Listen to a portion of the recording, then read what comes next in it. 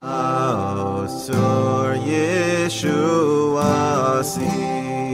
Lechana Velishabeach Tikon Beis Tefilasi Visham Toda Nizabeach. En l'an 1802, à Hanouka, Rabbi Nachman déclara: Je suis un bel arbre majestueux et mes branches sont merveilleuses. Mais ici-bas, je suis littéralement sous terre.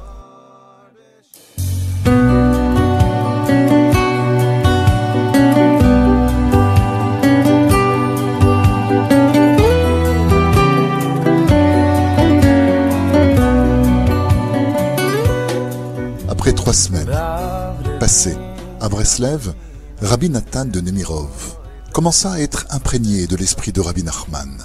Il dit une fois: le vendredi soir, en hiver, on peut accéder à un niveau de sainteté comparable à celui de la nuit de Yom Kippour. En hiver, les nuits sont longues et l'on peut servir l'Éternel toute la nuit. Et la nuit du Shabbat, la soif qu'on a de Dieu est extraordinaire.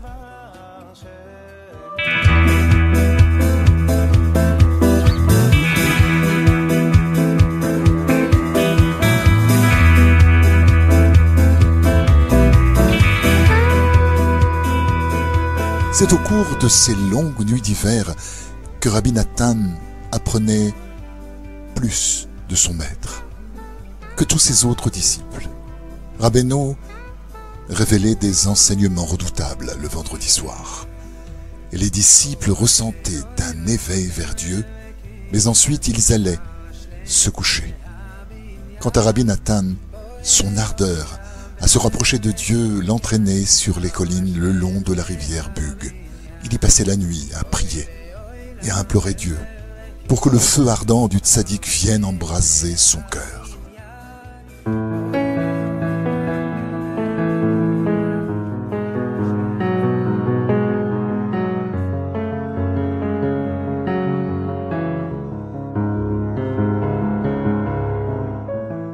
C'est ainsi que, le Shabbat matin, il récitait sa prière et particulièrement le passage de Nishmat Kol Chai qu'il disait avec une ferveur intense. Ce sont ces dévotions qui le firent accéder à de très hauts sommets.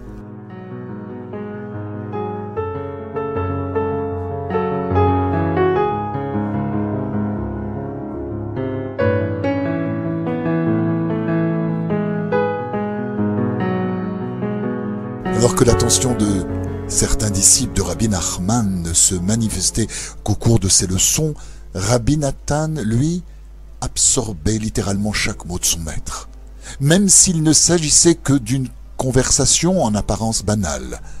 Comme l'enseignent nos sages, même les simples conversations des tzadikim ont besoin d'être approfondies. Rabbi Nathan révéla que c'est principalement de cette façon qu'il était parvenu à se rapprocher de lui. Il affirma par la suite: chacun des mots prononcés par Rabbeinu a contribué à me faire perdre mon libre arbitre. C'est pour cette raison qu'il recevait plus que les autres disciples, aussi doués fussent-ils individuellement.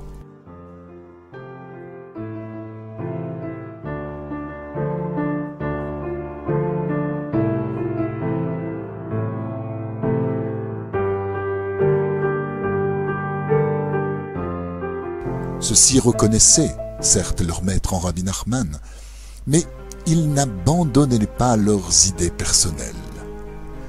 Rabbi Nathan, lui, s'ouvrait à Rabbeinu sans réserve aucune.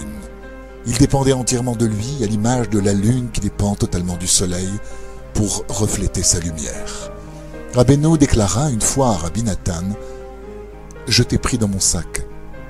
Attachez-le fort afin que je ne puisse m'échapper, » répondit-il.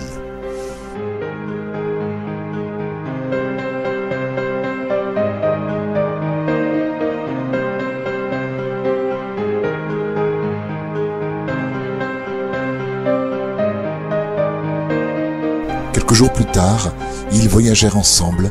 La veille, Rabbi Nachman avait parlé de Torah pendant de longues heures. En route, il dit à Rabbi Nathan: « Nous avons bien étalé notre marchandise hier, et Dieu merci, elle est excellente. Ce serait merveilleux si l'on pouvait avoir dans ce magasin un vendeur de choix qui pourrait ranger tous ces articles, ces tissus, avec ordre et goût.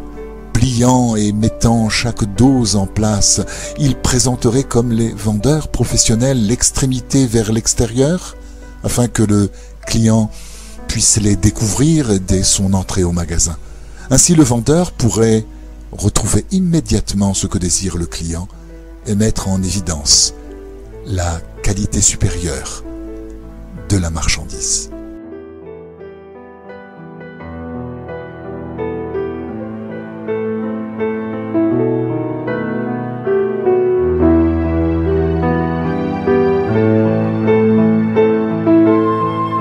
Cette parabole signifiait que Rabbi Nachman avait besoin de quelqu'un qui soit expert, qui connaisse tous ces enseignements révélés et sache disposer chaque leçon avec l'extrémité vers l'extérieur. Celui qui viendrait avec le désir d'étudier ses enseignements et de se rapprocher de lui trouverait ainsi cet expert qui l'orienterait immédiatement sur l'enseignement approprié.